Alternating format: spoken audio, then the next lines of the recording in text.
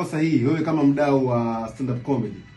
Mchakato unaweza ukawa ulikuwa ni sahihi, mchakato vile vile pia unaweza ukawa haukuwa sahihi. Vyote vinawezekana kwa sababu sisi tuko huko mbele ya pazia, hatujui yanaendelea nyuma ya pazia. Kwa hiyo sasa, yani issue ya kupata kipotoshi, it means angetokea mwingine akakosa, watu wangesema hivyo hivyo, huyu ingebidi apate, unaona? Kwa hiyo ili apate mmoja inabidi mwingine akose. I think kwamba inawezekana sahihi yeye kukosa au ikasio sahihi yeye kukosa.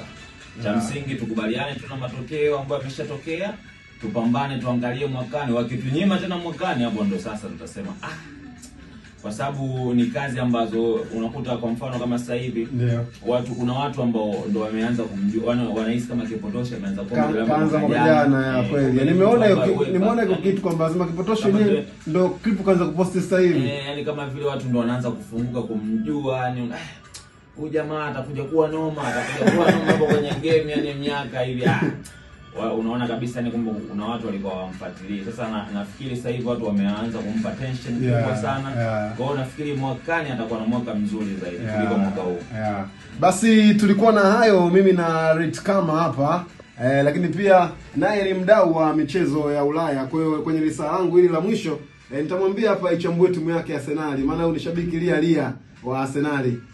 Lakini kwenye in terms ya career yake ya comedy anafanya superb sana. Unaweza pia ukaenda kwenye account yake ya Instagram ukaandika Let Kama, kwa maana ni ile leti ya kama ni leti, yani kama Kiswahili Let Kama _ ukamfollow pale, ukaweza kuona kazi zake, anafanya vizuri sana. Ni mtu ambaye kama unapenda stand up comedy, anafanya ile pure stand up comedy.